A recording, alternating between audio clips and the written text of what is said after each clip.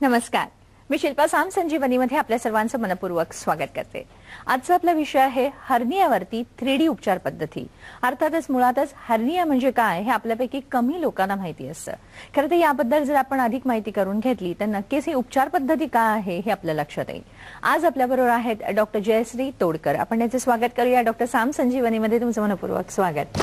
नमस्कार। डॉक्टरांबद्दल मी आपल्याला परिचय करून देते। डॉक्टर जयश्री तोडकर या भारतातील पहिल्या महिला बेरियाट्रिक सर्जन आहेत। त्यांनी आजपर्यंत जवळजवळ 25,000 पेशंटना शस्त्रक्रियेनी अतिशय कौशल्याने असं बरं केलेलं आहे, त्यांच्यावर उपचार केले आहेत। आतापर्यंत अनेक नवीन रिसर्च मध्ये त्यांनी योगदान दिलेलं आहे, जसे की लठ्ठपणाची जी सर्जरी असते किंवा हर्नियाची सर्जरी आहे किंवा आपल्या डायबिटीसची सर्जरी आहेत, अशा अनेक सर्जरीज त्यांनी आतापर्यंत केलेल्या आहेत। विशेष म्हणजे 10 तासात 45 हर्नियाची ऑपरेशन्स केल्याबद्दल त्यांची नोंद लिम्का बुक ऑफ रेकॉर्ड्स मध्ये 2005 साली झाली असून म्हणूनच हा विक्रम अजूनही अबाधित आहे। आणि आज आपण त्यांच्याकडनं जाणून घेणार आहोत की हर्नियावरती 3D उपचार पद्धती म्हणजे नेमकं काय असतं। याबद्दल जर तुमच्या मनामध्ये काही प्रश्न असतील तुम्हाला आता थेट डॉक्टरांना विचारायचे आहेत, नक्कीच विचारू शकता। आपला फोन नंबर तुम्हाला लागेल। आपला फोन नंबर असा आहे 6684333333। मुंबई बाहेरील सगळ्या प्रेक्षकांनी 022 # को लावायचा आहे। चला तर कार्यक्रमात सुरुवात करूया। डॉक्टर, पहिल्यांदाच मला आपल्याला असं विचारायचं आहे की हर्निया म्हणजे नेमकं काय असतं, कारण ह्याबाबत बऱ्याच जणांच्या मनामध्ये अनेक शंका वगैरे असतात की हर्निया म्हणजे नेमकं काय, ह्याबद्दल जरा सांगा ना। आपली जी पोटाची वॉल असते, ज्याला आम्ही अँटीरियर ॲब्डॉमिनल वॉल म्हणून म्हणतो, त्या वॉलमधनं जेव्हा आतील अवयव, पोकळीतले अवयव बाहेर पडण्याचा प्रयत्न करतात, त्यावेळेला त्याला हर्निया म्हणतात। इथे आपण स्लाइडवर काही गोष्टी बघू शकता, ज्याच्यात आपल्या लक्षात येईल की ह्या पद्धतीच्या अनेक गाठी आपल्याला दिसतात पेशंट्समध्ये। विशेष करून लहान मुलं आणि पुरुष यांच्यामध्ये आपल्याला दिसतं की जांघेमध्ये एका पद्धतीची गाठ आलेली आहे आणि ही जी गाठ आहे, हा बल्ज तुमचा फुगतो आणि कमी होतो। अनेक वेळेला हा फुगत जातो आणि हा कमी होत जातो, पण त्याच वेळेला कधी कधी हा अडकतो आणि त्यावेळेला तो दुखायला सुरुवात होऊ शकते। पोटाच्या फक्त या पोकळीमध्येच किंवा या जागेमध्येच हर्निया होईल असं नाही, तर इतर अनेक ठिकाणी हर्निया होऊ शकतो। ही स्लाइड तुम्ही बघितली तर तुमच्या लक्षात येईल की पोट जे आहे, म्हणजे हे आपल्याला दिसतंय की हे आपली कंप्लीट पोट, त्या पोटामध्ये वेगवेगळ्या ठिकाणून हर्निया होऊ शकतो। जसा की हा मधल्या लाईन मध्ये झालेला आहे, मिड लाईन म्हणतो आपण ज्याला, जिथे कडेने झालेला आहे किंवा अंबिलिकस म्हणजे नाभीमधून झालेला आहे आणि अशाच पद्धतीनं तो जांघेमधनं होऊ शकतो। याच्यामध्ये एक महत्त्वाची गोष्ट लक्षात घेतली पाहिजे की हा केवळ एक फुगवटा नसून त्याच्यामधून आतले अवयव बाहेर येण्याचा प्रयत्न करत असतात। ही एक कंडिशन आपण बघू शकता इथे लॅपटॉपवर, ज्याच्यात आपल्याला दिसेल की आधी काहीतरी एक ऑपरेशन झालेलं आहे पेशंटचं आणि त्याच्यामधून ही आतडी बाहेर येण्याचा प्रयत्न करत आहे। या पद्धतीचे जे वेगवेगळे फुगवटे आपल्याला दिसतात, हे सगळे फुगवटे हे ज्यांना हर्निया म्हटलं जातं। हे जे असतात याच्यामध्ये या स्लाइडमध्ये बघू शकाल आपण की पोटामध्ये स्किनच्या खाली फॅटच्या खाली मसल म्हणजे स्नायू आणि त्याच्या आतमध्ये एक आवरण, अशा पद्धतीनं रचना असते। ह्या रचनेमध्ये जेव्हा कुठेतरी वीकनेस निर्माण होतो किंवा एक होल छिद्र निर्माण होतं, त्या ठिकाणून आतली आतडी बाहेर येण्याचा प्रयत्न करत असतात। या पद्धतीच्या आजाराला हर्निया म्हणतात। डॉक्टर, पण आता जसं तुम्ही म्हणालात की जे आतले पोटातले अवयव असतात ते बाहेर येण्याचा प्रयत्न करत असतात, पण नेमकं त्याच्या मागे अशी कारणं काय आपल्याला दिसून येतात की असं का बरं होत असतं? पोट म्हणजे एक पिशवी आहे आणि त्या पिशवीमध्ये अनेक अवयव आहेत, जसं की आपलं लिव्हर आहे, पचन संस्थेचे सगळे ऑर्गन्स आहेत, किडनी आहे, हे जे लहान आणि मोठी आतडी आहेत, जठर आहे, सगळ्या गोष्टी, ह्या ज्या गोष्टी आहेत या त्यांना एक टिपिकल प्रेशर असतं आणि प्रत्येक पोटाच्या भिंतीला एक प्रेशर सहन करण्याची क्षमता असते। ज्या वेळेला या क्षमतेपेक्षा जास्त ताण त्याला पडतो त्यावेळी उसवल्यासारखं होतं आणि त्या उसवणीमधनं हे अवयव बाहेर पडतात। कधी कधी ज्या वेळेला तुमचं कुठलं ऍक्सिडेंट झालेला असतो किंवा इजा झालेली असते, आधी एखादं ऑपरेशन झालेलं असतं, त्या वेळेला त्या ठिकाणी एक वीकनेस निर्माण होतो आणि या वीकनेस मधून किंवा उसवण्याच्या जागेमधून ते अवयव बाहेर येण्याचा प्रयत्न करत असतात। हे जेव्हा तुम्ही बाहेर येण्याच्या प्रयत्नात असतात त्यावेळी डे 1 ला फक्त धडकून पुन्हा मागे येतात, डे 2 ला म्हणजे कालांतराने हे धडकल्यानंतर तिथेच थांबतात आणि मागे यायला अडचण होते। म्हणजे आधी हा बल्ज असतो, आधी हा फुगवटा असतो, जो झोपलं की सपाट होऊन जातो, उभं राहिलं की खोकलं की दिसतो, किंवा जड वजन उचललं की तो बाहेर येतो. ज्या ज्या वेळेला पोटाच्या आतलं प्रेशर वाढत जातं, माणसं लठ्ठ झाली तरी पण हे होऊ शकतं, आणि इतर कुठल्याही पद्धतीनं विकनेस आला तरी पण हे होऊ शकतं. ज्या ज्या वेळेला आतलं प्रेशर वाढतं किंवा ज्या वेळेला ताण वाढतो त्या वेळेला तो हर्निया बाहेर येतो. कालांतराने हा जो आपसूक बसणारा, जो फ्लॅट होणारी गोष्ट असते ती फ्लॅट होत नाही आणि कालांतराने त्याच्यामध्ये अडकायला सुरुवात होते. आपण या स्लाइड मध्ये बघू शकता की ही आतडी बाहेर आलेली आहे आणि ही आतडी आता मागे जायच्या मूडमध्ये नाहीयेत. या वेळेला या हर्नियाला ऑब्स्ट्रक्शन म्हटलं जातं. कोणाचा हर्निया कधी ऑब्स्ट्रक्ट होईल याचा नेम नसतो किंवा त्याला कुठलं गणित नसतं. म्हणजे या बाबतीत मी तुम्हाला एक छोटंसं उदाहरण देऊ इच्छिते की एक डॉक्टर मित्र माझा, ज्याला खूप हिमालय वगैरे असं एक्सपिडिशनची आवड होती, तो ज्या वेळेस म्हणजे अनेक वर्षापासून त्याला छोटासा बल्ज होता आणि आम्ही त्याला म्हणत होतो हे करून घ्या ऑपरेट, पण तो म्हटला आता नाही, सध्या ठीक आहे, बघू काही दिवसांनी. आणि एके दिवशी तो एक्सपिडिशनला हिमालयात गेल्यानंतर त्यावेळी तिथे उंचीवर त्याचा हर्निया अडकला. अडकला म्हणजे ऍक्च्युली इथे बघता अशा पद्धतीची अवस्था तयार झाली ज्याच्यामधनं तो बाहेर काढणं स्वतःहून शक्य झालं नाही. आणि ज्या वेळेला त्याला आम्ही एअरलिफ्ट करून दिल्लीला आणलं आणि त्याला इमर्जन्सीमध्ये ऑपरेट केलं. म्हणजे असा एक छोटासा आजार जो कित्येक वर्ष शांत असू शकतो, तो कधी ज्वालामुखी सारखा त्रास देईल हे आपल्याला माहिती नाही. त्याच्यावर ऍक्शन वेळेत घेणं खूप आवश्यक आहे. नक्कीच. खरं तर डॉक्टरांनी आतापर्यंत जसं आपल्याला सांगितलं आहे की ह्या सगळ्या गोष्टी ह्या आपण एकदम गांभीर्याने घ्यायच्या असतात. खरं तर प्रत्येक जण की ह्याच्याकडे दुर्लक्ष करत असतात आणि त्याच्यामुळे अशी ही स्थिती संभवू शकते.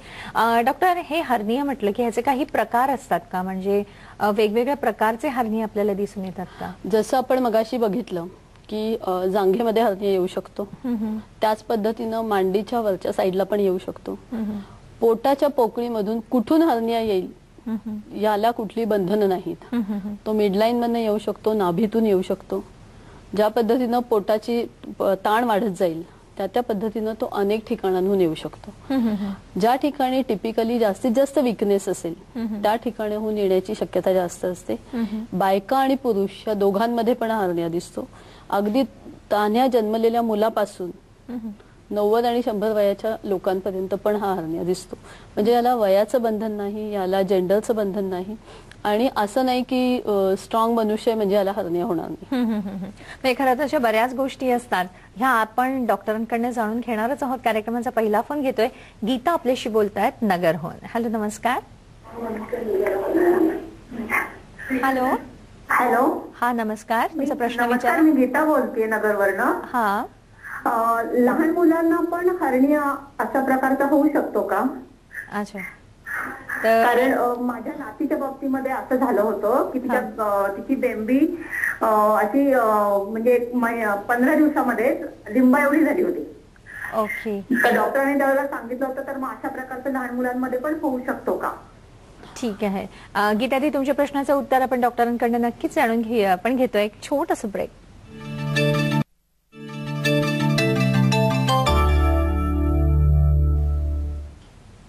ब्रेकनंतर पुन्हा एकदा आपल्या सर्वांचं मनपूर्वक स्वागत. आज आपण माहिती करून घेत आहोत हर्नियावरती वेदनारहित 3D उपचार पद्धती म्हणजे नेमकं काय आहे.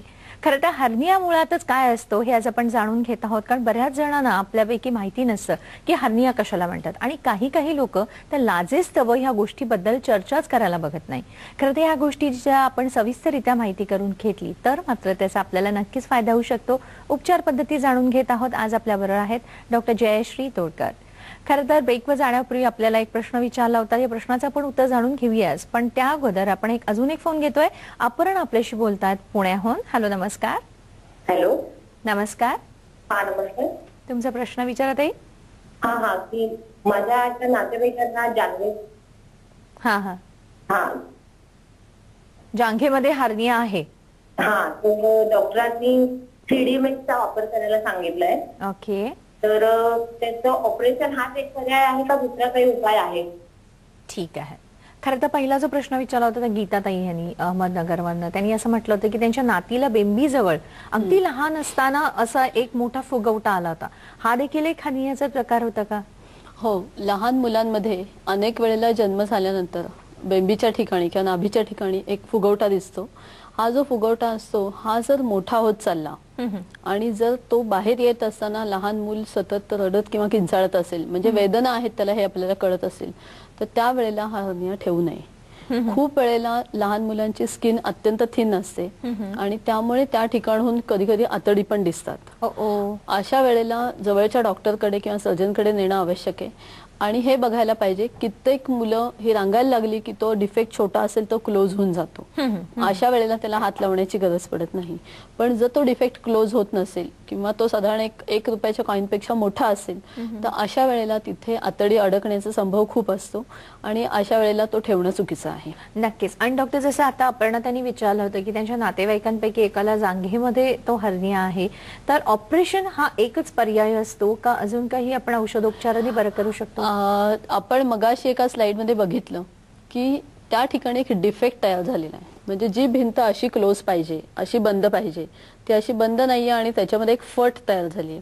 ज्या वेळेला ही फट आलेली आहे आणि त्याच्यामधनं तुमचे आतडी किंवा अवयव येत आहेत बाहेर, त्यावेळेला तिथे तुम्हाला मेकॅनिकली क्लोज केलं पाहिजे. कुठल्याही औषधांनी किंवा कुठे इतर पट्टे बांधून हर्नियाचा उपाय होऊ शकत नाही. त्या ठिकाणी तुम्हाला आतमध्ये जाऊन पॅच बसवायला पाहिजे. जर समजा ती त्याच्यामधली जी फट आहे ती फट मोठी असेल तर तिथे पॅच बसवणं आवश्यक आहे आणि जर ती फट मोठी नसेल तर त्याच्यामध्ये त्याला शिवणं आवश्यक आहे. पण शक्यतो ज्या ज्या वेळेला फट तयार झालेली असते त्या वेळेला त्या अवयवांमध्ये विकनेस निर्माण झालेला असतो त्या भिंतीमध्ये. आणि हा भिंतीतला विकनेस हा फक्त क्लोज करून होत नाही किंवा टाके घालून बंद होत नाही. त्या ठिकाणी आपल्याला जाळी बसवणं आवश्यक असतं.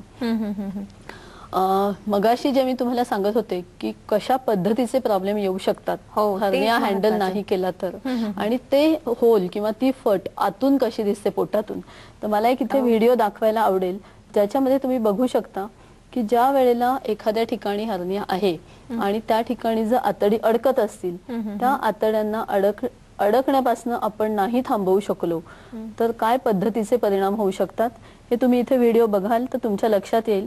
आतडी आतमध्ये गेलेली आहेत आणि ही आतडी आत गेल्यानंतर ती सहज बाहेर आलेली नाहीत, त्यामुळे अडकून तिथे गँग्रीन झालेलं आहे. ओ बापरे. म्हणजे जठराचं तुम्हाला दिसतंय इथे की गँग्रीन होत चाललेलं आतड्याचं, लहान आतडी गुंतली आहेत, त्यांचा रक्तपुरवठा खूप कमी झालेला आहे आणि ती आतडी काळी पडत चालली आहे. अनेक वेळेला अशी आतडी काढून टाकायची वेळ येते आणि जे ऑपरेशन हे ग्रेड 1 किंवा अतिशय साधं आहे ते अतिशय कॉम्प्लिकेटेड होऊ शकतं. नेहमी हर्नियाच्या ऑपरेशनसाठी जर आपण प्लॅन केलं आणि ऑपरेशन केलं तर हॉस्पिटलमध्ये पेशंटला 24 तासापेक्षा जास्त काळ राहायला लागत नाही. पण जर आपण अशा कॉम्प्लिकेटेड अवस्थेमध्ये जाऊन केलं तर पेशंटचा हॉस्पिटलमधला स्टे हा 3 किंवा 4 आठवडे राहू शकतो. कारण जंतूचा संसर्ग होतो, इन्फेक्शन्स होतात, तिथे रक्तपुरवठा नसतो, हिलिंग फेज खूप कठीण राहू शकते.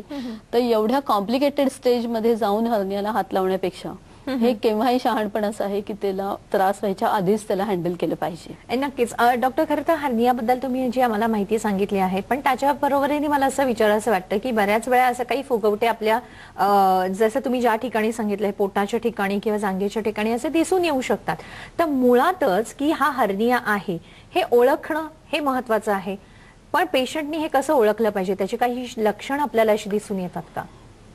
त्याची लक्षणं आपण मगाशी बघितली की तुम्हाला वेदना होतात. म्हणजे एखाद्या वस्तू फटीमधनं अवयव जेव्हा धडकतात किंवा बाहेर येत असतात त्यावेळेला पेशंटला पूल जाणवतो. पेशंट उभं राहिल्यानंतर पूल येतो असं म्हणतात. कारण नुसती आतडी येत नाहीत, आतड्यांच्या बरोबर त्यांच्या नर्व्स, त्यांच्या व्हेन्स, त्यांच्या व्हेसल्स ह्या पण ताण दिला जातो. ओके.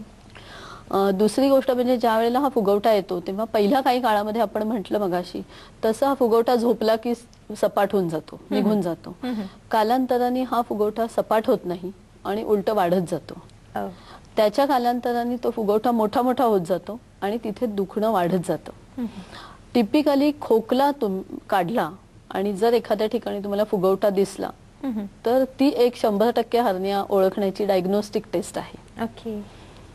आता तुम्ही नाही म्हणजे ही एक 100% तुम्ही टेस्ट ओळखलीच, पण सांगितली, पण हे जे आपण ओळखल्यानंतर जेव्हा आपण डॉक्टरांकडे जातो आणि समजा सुरुवातीच्या काळामध्ये जर आपल्याला ही हर्नियाची स्टेज आहे ही लक्षात आली, तर आपल्याला औषधोपचारांनी बरं करावं लागतं की प्रत्येक वेळी आपल्याला अशी काही ऑपरेशन्स करून घेणं आवश्यक ठरतं? नाही, ऍक्च्युली ह्याच्यामध्ये औषधं कुठली नाहीत, कारण आपण मगाशी बघितलं ते मेकॅनिकल डिफेक्ट आहे. बरोबर. म्हणजे तिथे उसवण तयार झाली आहे तर ती तुम्हाला शिवायला पाहिजे. म्हणजे फाटलेला कपडा हा कुठल्याही औषधांनी चिकटू शकत नाही.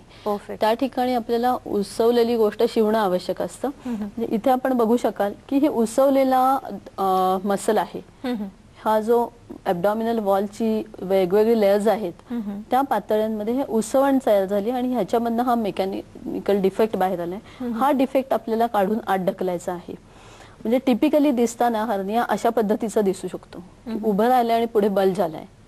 आणि ऑफकोर्स त्याची ट्रीटमेंट अशा असतात की हा बल्ज आपल्याला आत ढकलायचा आहे, जेणेकरून हा सगळ्याच्या सगळा अवयव हा एक स्ट्रेंथन केला जाईल किंवा त्याला एका पद्धतीची ताकद मिळेल. इथे जर तुम्ही हे लक्षात घेतली, एक स्लाइड मी दाखवतीये की एक्झॅक्टली आपली पोटाची भिंत कशी बनलेली असते. ही मिडलाईन आहे, या ठिकाणी तुम्हाला मसल्स दिसत आहेत आणि त्याच्या कडेनी पण मसल्स दिसत आहेत. हे जे मसल्स आहेत हे सगळे एकमेकांना काही पद्धतीनं काही शीट्स मधनं बांधले गेलेले आहेत. ज्या वेळेला इथे विकनेस तयार होतो त्यावेळेला जर फक्त इथे विकनेस आहे आणि इथूनच मी जाळी टाकली तर त्याचा उपयोग होत नाही, कारण बाकीचे मसल पण वीक व्हायला सुरुवात झालेली असते. त्यामुळे जेव्हा आपण जाळी टाकतो त्यावेळेला ती जाळी टाकताना ॲडिक्वेटली मोठी जाळी टाकणं अपेक्षित असतं, नाहीतर अशा पद्धतीचे हर्निया पुन्हा होऊ शकतात. खरं तर बऱ्याच गोष्टी असतात. डॉक्टर जसे आपल्याला सांगत आहेत की नेमकी कोणत्या प्रकारची सर्जरी करून घ्यायची असते, किंवा 3D सर्जरी जी आहे ती वेदनारहित आहे, ही कशी करून घ्यायची असते, नेमकं काय असतं हे जाणून घेऊया. एक फोन घेतोय आपण. पियुष आपल्याशी बोलतायत कोल्हापूरहून. हॅलो, नमस्कार. हॅलो, नमस्कार. तुमचा प्रश्न विचारा.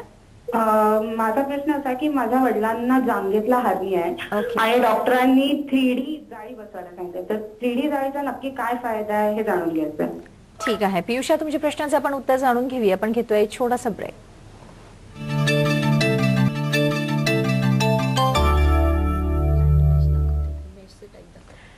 ब्रेक नंतर पुन्हा एकदा आपल्या सर्वांचं मनपूर्वक स्वागत. आज आपण माहिती करून घेत आहोत हर्नियावरती. खरं तर हर्नियावरती जी वेदना रहित 3D सर्जरी जी आहे ती नेमकी काय असते. खरं तर आतापर्यंत आपल्याला बऱ्याच जणांनी हा प्रश्न विचारलेला आहे की 3D सर्जरी म्हणजे नेमकं काय आहे. जसं आता पियुषाने विचारलं, त्यांच्या वडिलांना हर्निया झालेला आहे आणि डॉक्टरांनी त्यांना 3D जी जाळी आहे ती बसवायला सांगितली आहे. ह्याबद्दल आज आपण माहिती करून घेतच आहोत. आज आपल्यावर आहेत डॉक्टर जयश्री तोडकर. खरं तर डॉक्टर, आता तुम्ही जसं सांगितलं की ही जी 3D जी जाळी असते वगैरे त्याबद्दल आपण जाणून घेऊया. पण मुळातच जेव्हा आपल्याला डॉक्टर ऑपरेशन करायला सुचवतात तेव्हा ही कोणकोणत्या प्रकारची ऑपरेशन असतात हे जरा सांगता का? 3 टाईपचे ऑपरेशन्स असतात ह्याच्यामध्ये, ज्याला आपण एकदा ओपन ऑपरेशन म्हणतो की ज्याच्यामध्ये कट असतो फुल, आणि त्या कट मधनं आपण आत गेल्यानंतर एक या पद्धतीची जाळी आपण त्या डिफेक्टवर बसवतो. ओके, ही या पद्धतीची जाळी एकदा बसवली की त्याच्यानंतर त्या ठिकाणी हिलिंग व्हायला सुरुवात होते आणि हिलिंग मध्ये एक प्लेट फॉर्म होते, जी प्लेट तुम्हाला तिथे एक टाइटनेस देते आणि तो डिफेक्ट कव्हर केला जातो. याच पद्धतीची जाळी आपण लॅप्रोस्कोपीनी किंवा दुर्बिणीतनं पण बसवू शकतो. ज्या वेळेला दुर्बिणीमधनं ऑपरेशन होतं त्यावेळेला ही जाळी म्हणजे त्या विशिष्ट कट मधनं आत न ढकलता एका होल मधून आणली जाते आणि त्या ठिकाणी ती प्लेस केली जाते आतल्या साईडनी. म्हणजे ऍक्च्युली एखाद्या टायरला जर पंक्चर झालं असेल तर ते हील करण्यामध्ये, जसं म्हणजे पंक्चर सील जेव्हा केलं जातं तेव्हा 2 टाइप्स असू शकतात की टायरच्या बाहेरून एक पॅच बसवा किंवा आतून एक पॅच बसवा. डॉक्टर, तुम्ही अशी जी जाळी दाखवली ती आपण एकदा पुन्हा एकदा बघूया की नेमकी जाळी म्हणजे ती कोणत्या पद्धतीची असते. जाळी जी असते ही सॉफिस्टिकेटेड नायलॉनची जाळी असते. ह्या जाळीमध्ये होल्स असतात, ज्या होल्स मधनं काही प्रमाणामध्ये आतून पेशी तयार होतात आणि ह्या पेशी आणि ही जाळी मिळून एक कायमचं तिकडे कवच तयार होतं. ही जी जाळी आहे ही आता मी जसं तुम्हाला म्हटलं की टायर एक आहे की ज्याला होल पडलाय, त्या होलला तुम्ही बाहेरून सील करू शकता, जसं की बाहेरून पॅच बसवलाय, किंवा तुम्ही आतून सील करू शकता. बाहेरून जे सील करणं असतं त्याला ट्रॅडिशनल ऑपरेशन म्हणतात, ज्याच्यात ही जाळी वापरली जाते. आतून जे सील करणं असतं ते लॅप्रोस्कोपीने असतं, ज्याच्यामध्ये आतून तो पॅच बसला की आतलं प्रेशर वाढलं की ते बाहेर कवच उडून जात नाही, ते जास्त चांगलं चिकटतं. त्यामुळे आतून जाळी बसवणं हा जास्त सायंटिफिक उपचार असतो आणि कौशल्याचा देखील असेल, नाही का? आतून जाळी बसवणं हे कौशल्याचं आहे. त्याच्यामध्ये त्या सर्जन्सना स्पेसिफिक ट्रेनिंग घ्यायला लागतं आणि ती लाईफ टाईम टिकणारी गोष्ट आहे. आता आतून जाळी बसवण्याचे फायदे जरी अनेक आणि कितीही असले तरी आतून जाळी बसवण्यामध्ये 2-3 गोष्टी प्रॉब्लेम्स असू शकतात. त्यातला एक म्हणजे की ज्या वेळेला आतून जाळी बसवतात त्यावेळी प्रत्येक सर्जनला ती कला आत्मसात झालेली असेलच असं नाही. दुसरी गोष्ट म्हणजे आतून ज्या जाळ्या असतात त्यांच्या कॉस्ट किंवा किमती जास्त असतात खूप. तिसरी गोष्ट म्हणजे ज्या वेळेला तुम्ही आतून जाळी बसवता त्यावेळेला पेशंटला संपूर्ण अॅनेस्थेशिया द्यायला लागतो, संपूर्ण भूल द्यायला लागते. चौथी गोष्ट त्याच्यासाठी लागणारी जी इक्विपमेंट आहे ती खूप महाग असतात. म्हणजे अनेक पटीनं हर्नियाच्या ऑपरेशनची किंमत वाढू शकते, जे कदाचित प्रत्येक पेशंटला परवडण्यासारखं नाही. त्याचवेळी दुसरी एक महत्वाची गोष्ट आहे की आतून जाळी बसवताना तुम्ही एक होल सील करण्यासाठी कुठल्या तरी लांबच्या ठिकाणाहून आत गेलेले असता, त्याच्यामुळे प्रवास तुम्हाला जास्त करायला लागतो, ज्याच्यामध्ये अनेक नर्व्स आणि अनेक व्हेसल्स तुम्हाला हँडल करायला लागतात, ज्याची ऍक्च्युली आवश्यकता नसते. या दोन्ही पद्धती ज्या आहेत या दोन्ही पद्धतीचे फायदे एकत्र करण्यासाठी म्हणून हे 3D पद्धतीच्या जाळीचा जन्म झालेला आहे. तुम्ही इथे ही 3D ची जाळी बघू शकता, ज्याच्यामध्ये आपल्या लक्षात येईल की ही जाळी हे तुमच्या होल मध्ये बसणारा पॅच आहे आणि ही त्या टायर मध्ये आत जाऊन सील करणारी गोष्ट आहे. म्हणजे समजा इथे हे तुमचं होल असं असेल तर ही जाळी आतून जाऊन अशी बसते, इथून मी आत ढकलली आणि ती स्वतःहून जाऊन बसली. हा जो इम्पॅक्ट ह्या जाळीचा दिला जातो ह्याला 3D जाळी म्हणतात. आणि ह्याच्यामध्ये तुम्हाला ओपन ऑपरेशन मधनं हे करू शकता, याच्यामध्ये कुठलेही टाके लागत नाहीत आणि आतून सील केलं जातं. त्यामुळे तुम्हाला लॅप्रोस्कोपीचे कम्प्लीट फायदे म्हणजे ह्याच्यामध्ये कुठल्याही पद्धतीचे टाके नसल्यामुळे, म्हणजे आत गेल्यानंतर ही जाळी फिक्स करायला कुठलेही टाके नाहीयेत, कारण या जाळीला स्वतःहून मेंटेन करण्याची म्हणजे याला सेल्फ रिटेनिंग पॉवर म्हणतात तसं आहे. हे जर तुम्ही बघितलं तर लक्षात येईल, ह्याच्यामध्ये तुम्हाला इलॅस्टिसिटी दिसते. इलॅस्टिसिटी असल्यामुळे, लवचिकता असल्यामुळे ह्या एरिया जसं तुम्ही खोकाल किंवा जसं तुम्ही मुवमेंट कराल त्या पद्धतीनं लवचिकपणा दाखवतो आणि पेशंटला त्या वेळेला वेदना होत नाहीत. म्हणजे जाळी टिकते, आतून पॅच मिळतो, स्वतःहून तिथे राहते, ह्याच्यामध्ये टाके कमी पडतात आणि मुख्य म्हणजे ही डायनॅमिक प्रॉपर्टी म्हटली जाते, ज्यात आपल्याला मुवमेंट नुसार तो लवचिकपणाचा वापर होतो. ह्या पद्धतीची जी ट्रीटमेंट आहे ही 3D पद्धत ही अत्यंत लेटेस्ट ऍडव्हान्सेस म्हणून हर्नियामध्ये मानली जाते आणि या पद्धतीनं ऑपरेशन केल्यानंतर पेशंटला अनेक पद्धतीचे ऍडव्हान्टेजेस आपल्याला दिसतात. नक्कीच हे ऍडव्हान्टेजेस जे आहेत, फायदे जे आहेत ते आपण नक्कीच जाणून घेऊया. पियुषा, तुमच्या लक्षात आलंच असेल की तुमच्या वडिलांना हर्नियाचं ऑपरेशन करायला सांगितलं आहे आणि 3D जाळी म्हणजे नेमकं काय आहे आता डॉक्टरांनी आपल्याला समजावून सांगितलंच आहे, पण ह्याचे फायदे नेमके काय असतात हे नक्कीच जाणून घेऊया. पण एक फोन घेतोय आपण, पनवेलहून आपल्याशी हर्षदा बोलतायत. हॅलो, नमस्कार. हॅलो, नमस्कार. नमस्कार. माझा प्रश्न असा आहे. हॅलो. हा, तुमचा प्रश्न विचारा. माझा प्रश्न असा आहे की माझ्या आईला 25 वर्ष गेली हरणी आहे दिल्लीमध्ये. हॅलो. हा, तुमचा प्रश्न सलग विचारा प्लीज. हा, तर माझ्या आईला हरणी आहे तर त्याच्याने म्हणजे ती ऑपरेशन करायला खूप घाबरते. तर तिचं म्हणणं आहे की ऑपरेशन केल्यावरती माझ्या जीवाला काही होणार नाही का, फक्त एवढंच विचारायचं आहे मला. ओके. खरं तर 25 वर्ष काढलंय म्हणजे हा मोठा कालावधी झालेला आहे डॉक्टर या सगळ्या त्रास सहन करण्याचा. तर ऑपरेशनच्या भीतीपोटी बरेच जण ऑपरेशन घ्यायला तयार होत नाही. तर खरंच ऑपरेशनची एवढी भीती बाळगणं आवश्यक असतं का? नाही, ऑपरेशन मध्ये भिण्यासारखं ऍक्च्युली काही नाही. आता लेटेस्ट ज्या काही मेथड्स आलेल्या आहेत त्याच्यानुसार आपण त्या जागी भूल देऊन ऑपरेशन करू शकतो. संपूर्ण भुलेची प्रत्येक पेशंट मध्ये आवश्यकता नसते. आणि मुख्य म्हणजे असं आहे की जर इतके वर्ष त्यांनी तो हर्निया सांभाळलेला आहे तर असं समजणं चुकीचं आहे की तो जैसे थे असेल पहिल्या दिवशी सारखा. कारण पोटाची प्रेशर्स बदलतात. पोट मधनं प्रत्येक माणसाचं फुगू शकतं. आपण खाली वागतो, आपण पोटाचे स्नायू वापरतो. ह्या ज्या सगळ्या गोष्टी आहेत त्या प्रत्येक वेळेला ते जे होल आहे ते फट मोठी होत जाते आणि त्या वेळेला तिथे आलेली जी आतडी असतात ती जास्तीत जास्त चिकटण्याचा प्रयत्न करतात. हर्निया ही गोष्ट दुखली तर किंवा त्याच्याने काहीतरी एक सिव्हिअर इमर्जन्सी झाली तर हात लावावा अशापैकी नाहीये. तशा गोष्टी आपण मगाशी बघितल्या एका व्हिडिओमध्ये की जर आतमध्ये जाऊन तिथे गँग्रीन झालं, पीळ पडला तर ही गोष्ट जीवाला धोका देऊ शकते. आज ती जीवाला धोका देत नसेल तर त्याला वेळेमध्ये हँडल करणं जास्त शहाणपणाचं आहे. नक्कीच. म्हणजे आता तुम्ही 25 वर्ष ही काढलेली आहेत, असं न करता तुम्ही लवकरात लवकर जर तुम्ही ऑपरेशन करून घेतलं डॉक्टरांनी सुचवलंय तसं, तर नक्कीच तुमच्या जीवाला धोका नाही. जर तुम्ही त्याच्याकडे दुर्लक्ष केलं तर मात्र तुमच्या जीवाला धोका नक्कीच आहे. तेव्हा ह्या गोष्टी लक्षात घ्या. डॉक्टरांकडे आपण माहिती करून घेऊया, हा ऑपरेशनचे नेमके फायदे कोणते आहेत हे जाणून घेऊया. पण घेतोय छोटासा ब्रेक.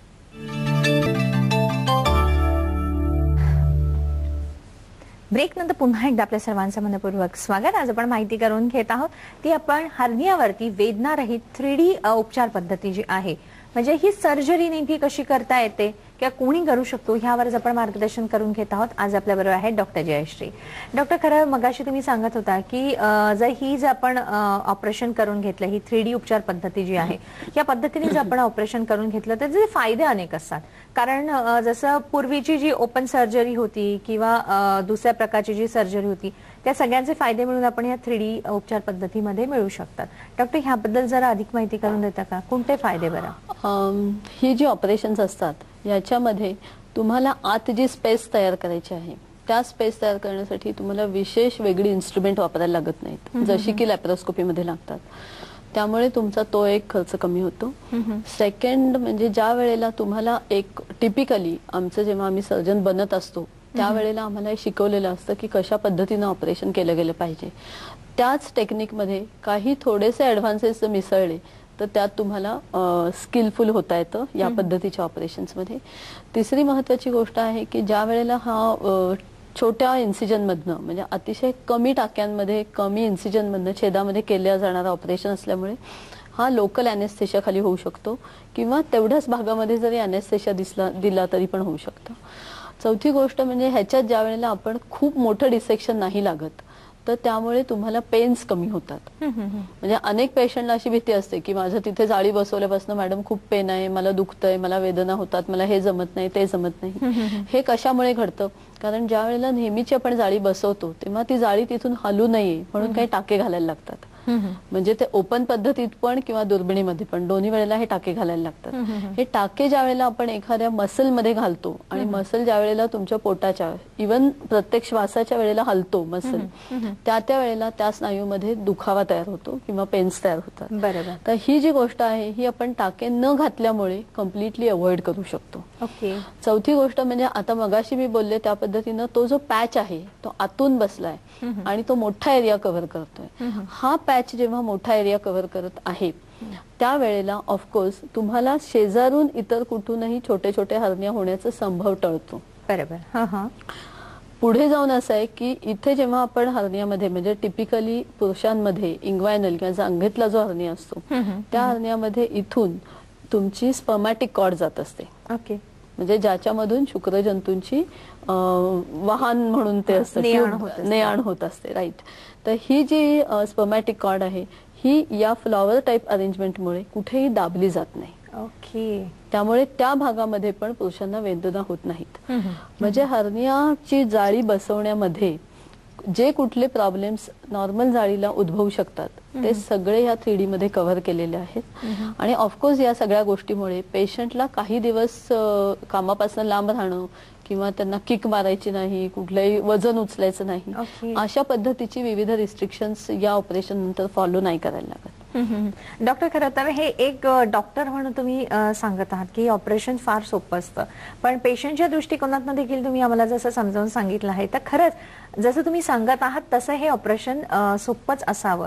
तर डॉक्टर, हे ऑपरेशन बद्दल जर आम्हाला सांगता का? नेमकं भूल द्यावी लागते का? किती पद्धतीने त्या पेशंटला आपण बरे करू शकतो किंवा किती दिवस त्याला हॉस्पिटलमध्ये राहावं लागतं? मला वाटतं आपण एक व्हिडिओ बघूयात. हा अॅनिमेटेड व्हिडिओ आहे जो पेशंटच्या एज्युकेशन साठी तयार केलेला आहे. हा जर व्हिडिओ आपण बघितला तर आपल्या लक्षात येईल की हे एक्झॅक्टली ऑपरेशन काय पद्धतीनं केलं जातं.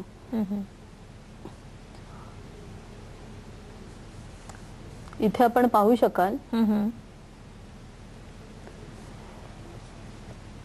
हे काय आहे डॉक्टर? हा जो भाग आहे हा हर्नियाचा बल्ज आहे, जो आपण बाहेर येताना मगाशी बघितलं. आणि हे स्नायू आहेत, या स्नायूंच्या फटीतून हा बाहेर आलेला आहे. ज्या वेळेला आम्ही ऑपरेशन करतो त्यावेळी एक छेद घेतल्यानंतर हा कम्प्लीट फुगवटा हातात घेतला जातो. हा कम्प्लीट फुगवटा बाहेर काढला जातो आणि त्या फुगवट्याला जिथे जिथे कुठे चिकटलेल्या गोष्टी आहेत त्या सगळ्या आत ढकलून दिल्या जातात. हा जर फुगवटा एक सॅक असते, म्हणजे त्याला एक टिपिकली अशी लांबुळकी थैली म्हणू शकता तुम्ही, तशी असते. आणि ही थैली आतून पोटातून बाहेर आलेली. ही थैली उघडली जाते, त्यातून आतले अवयव बघितले जातात आणि त्या थैलीमध्ये जे कुठले अवयव आलेले आहेत ते सगळे मागे ढकलून दिले जातात पोकळीत. ओके. पोटामध्ये एकदा अवयव ढकलून दिले की जो काही थैलीचा भाग वर शिल्लक राहतो तो कापून टाकला जातो. म्हणजे इथे आपण त्याचं ज्या थैलीतून ते बाहेर आलेले ते आत ढकलून दिली.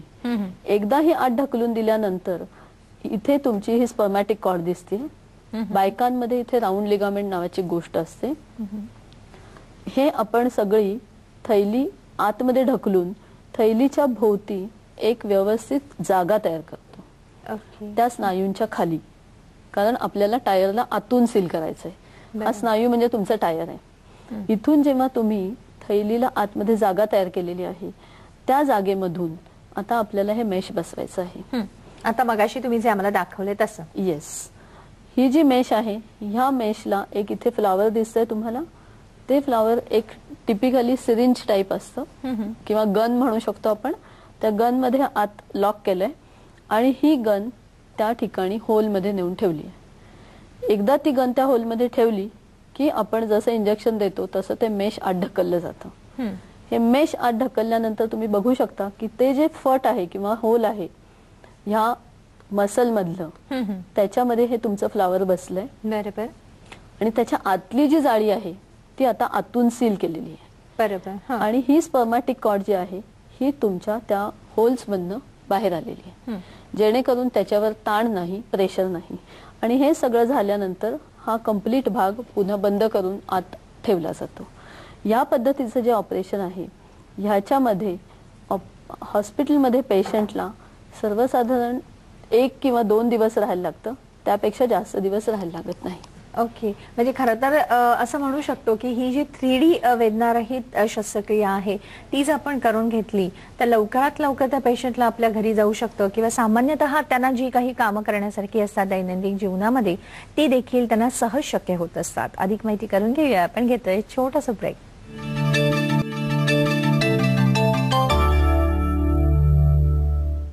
ब्रेक नंतर पुन्हा एकदा आपल्या सर्वांचं मनपूर्वक स्वागत. आज आपण माहिती करून घेत आहोत हर्नियाबद्दल.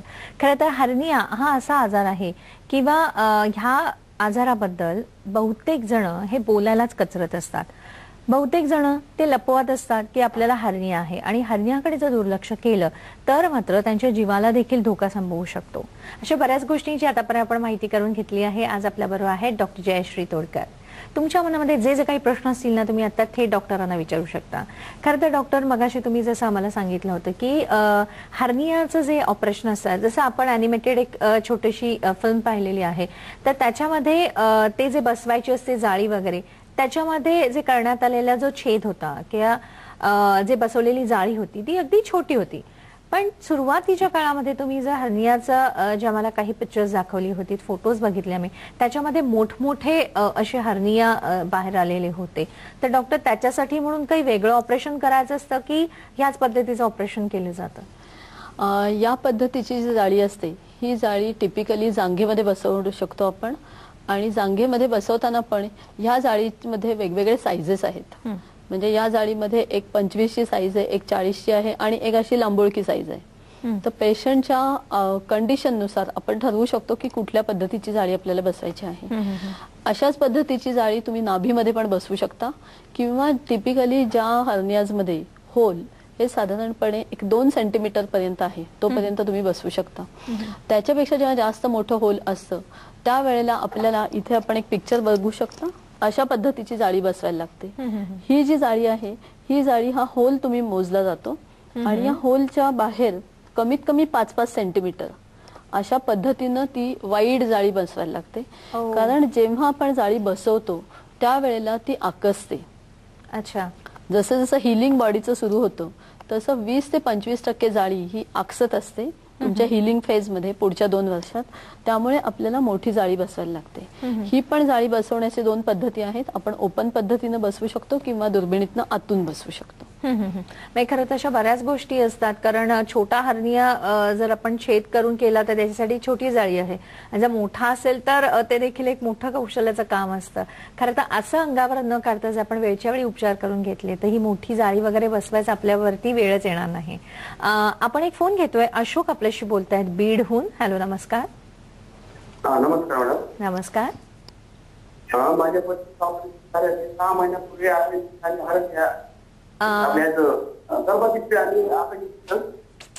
तुमचा आवाज आमच्यापर्यंत व्यवस्थित येत नाहीये. तुमचा प्रश्नच आम्हाला नीट ऐकू आलेला नाहीये अशोकजी.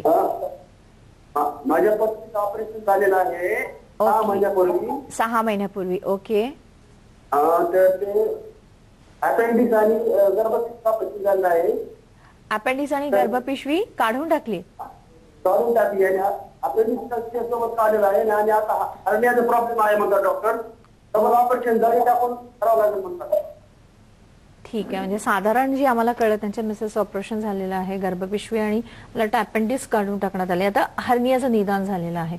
डॉक्टर, अशी कॉम्प्लिकेशन्स होऊ शकतात? असं होऊ शकतं ज्या वेळेला एखाद्या पेशंटमध्ये लठ्ठपणा असतो किंवा ज्या वेळेला पेशंटचं ॲब्डॉमिनल वॉल ही अतिशय वीक असते, त्या वेळेला अशा पद्धतीचे प्रॉब्लेम घडू शकतात की किती चांगले टाके घेतले तरी पण ते उसवू शकतात. अशा वेळेला त्यांना हर्निया होऊ शकतो आणि तो हर्निया आपल्याला आत ढकलून तिथे जाळी बसवणं आवश्यक असतं. जर आपली ॲब्डॉमिनल वॉल म्हणजे भिंत, पोटाची जी भिंत आहे ती वीक असेल आणि असा हर्निया आला असेल तर तो वेळेत करून घेतलेला चांगला, कारण प्रत्येक वेळेला तो वाढत जाईल. प्रत्येक खोकल्यानुसार किंवा जेव्हा जेव्हा तुम्ही वजन उचलता त्या वेळेला ते मसल ताणले जातील आणि ते वाढत जाईल. तर ते तसं वाढून देण्याच्या आधीच त्याला ऑपरेशन केलेलं चांगलं. नक्कीच. डॉक्टर, ऑपरेशन झाल्यानंतर एखाद्या पेशंटनी एक ठराविक काळजी घेणं आवश्यक असतं का, पुन्हा त्या हर्निया परत होऊ नये म्हणून? ऍक्च्युली काळजी ही ऑपरेशनच्या आधीपासून सुरू होते. म्हणजे तुम्हाला तो हर्निया वाढू द्यायचा नाहीये. बरोबर. मसल विकनेस जास्त डेव्हलप होऊ द्यायचा नाहीये.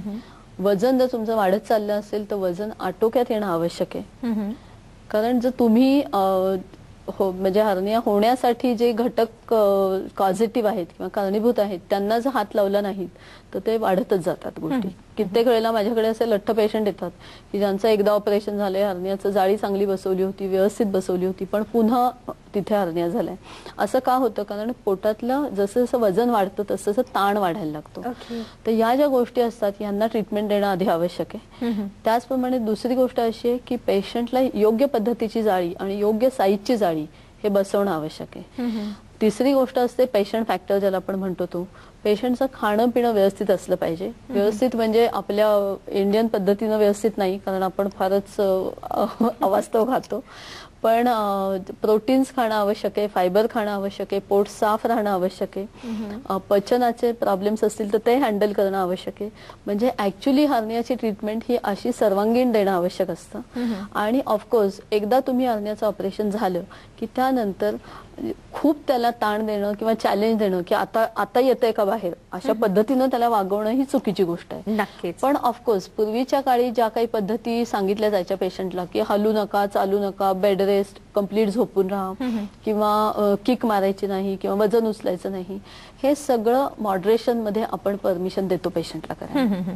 म्हणजे अति करू नये, पण साधारणपणे केलं तरी ते चालण्यासारखं असतं. त्याच्यामुळे काही आपल्याला प्रॉब्लेम्स होत नाही इतके, पण त्याचा अतिरेक मात्र करू नये. डॉक्टर, तुम्ही 10 तासामध्ये 46 हर्नियाची ऑपरेशन्स केली आहे, हे लिम्का बुक ऑफ रेकॉर्ड मध्ये नोंद झालेली आहे. डॉक्टर, ह्याबद्दल जरा आम्हाला सांगता का प्रेक्षकांना आपल्या? आजपासून एक्झॅक्टली 10 वर्षांमागे 2005 साली जुलै महिन्यामध्ये मी आणि माझ्या टीमनी आम्ही ऍक्च्युली एक पब्लिक अवेअरनेस प्रोग्राम कंडक्ट केला होता, ज्याच्यामध्ये हर्नियाविषयी लोकांमध्ये जागृती व्हावी म्हणून काही विशिष्ट लेख लिहिले होते, काही ठिकाणी जाऊन पब्लिक अवेअरनेससाठी लेक्चर्स दिली होती.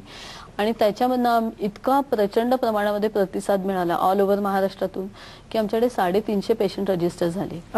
तर आता हे सगळे कधी करायचे हा एक आम्हाला मोठा यक्ष प्रश्न होता, कारण डेली एक ऑपरेट केलं तरी पण ते कदाचित संपलं नसतं. तर त्याच्यामुळे आम्ही असं ठरवलं की जर आम्हाला बल्कनी ऑपरेट करता आलं, आणि सुदैवाने काही हर्नियाचे मेश बनवण्याच्या काही कंपन्यांनी, हॉस्पिटल्सनी आम्हाला पेशंटसाठी मदत द्यावी केली. कारण सगळ्या पद्धतीचे पेशंट आपल्याकडे येतात, ज्यांना कदाचित अफोर्ड होतं किंवा नाही होतं अशा पद्धतीचे. तर मग आम्ही असं ठरवलं की बाबा आपण एका दिवशी जास्तीत जास्त करण्याचा प्रयत्न करू. ऍक्च्युली तेव्हा रेकॉर्ड वगैरे करायचं असं काही मनामध्ये नव्हतं, पण ते जशा पद्धतीनं घडत गेलं ते न प्लॅन करता झालेली गोष्ट आहे. 10 तासामध्ये आम्ही 46 हर्निया केले आणि सगळे पेशंट शनिवारी संध्याकाळी ऍडमिट झाले. रविवारी सकाळपासून संध्याकाळपर्यंत आम्ही त्यांना ऑपरेट केलं.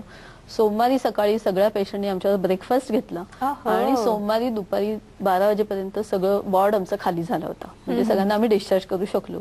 अजूनही ते सगळे पेशंट आमच्या टच मध्ये आहेत आणि टचवूड आजपर्यंत एकाही पेशंटला पुन्हा हर्निया झालेला नाही. इनफॅक्ट प्रत्येकाच्या फॅमिलीतले आम्ही अनेक पेशंट ऑपरेट केलेले आहेत. त्याच गोष्टीचा म्हणजे मागच्याच महिन्यामध्ये काही आमच्या पेशंटनी सुचवल्याप्रमाणे आम्ही कदाचित यावर्षी पण तसं प्रयत्न करू की आम्हाला जास्तीत जास्त लोकांपर्यंत पोहोचता येईल आणि जास्तीत जास्त लोकांना या गोष्टीची संधी अवेलेबल करून देता येईल. नक्कीच डॉक्टर, कार्यक्रमाची वेळ संपत आली. जाता जाता तुम्ही सगळ्यांना काय सांगू इच्छिता? हर्निया ही छोटीशी गोष्ट आहे, पण ती कधी मोठी होईल याचा नेम नसतो. त्याच्यामुळे वेळात त्याला तुम्ही जर टाके घातले तर तुमचे पुढचे अनेक कॉम्प्लिकेशन्स टळू शकतील. योग्य डॉक्टर, योग्य वेळ आणि योग्य जाळी हे निवडलं तर हर्निया पुन्हा होण्याचा संभव नाही. नक्कीच. खरं तर डॉक्टर, तुम्ही अतिशय योग्य असं सांगितलं आहे की एकदाच आपल्या कपड्याला उसवण आली तर योग्य वेळी जर आपण तिकडे जर शिवलं तर मात्र ती जखम किंवा तो कपडा फाटण्याचा काही संभव नसतो. त्याच्यामुळे योग्य वेळी तुम्ही जे काही उपचार डॉक्टरांनी सुचवले आहेत ते नक्कीच करून घ्या. आज आपण इथेच थांबत आहोत. पुन्हा आपण भेटणार आहोत साम संजीवनीमध्ये एका नवीन विषयासह. तोपर्यंत नमस्कार. नमस्ते.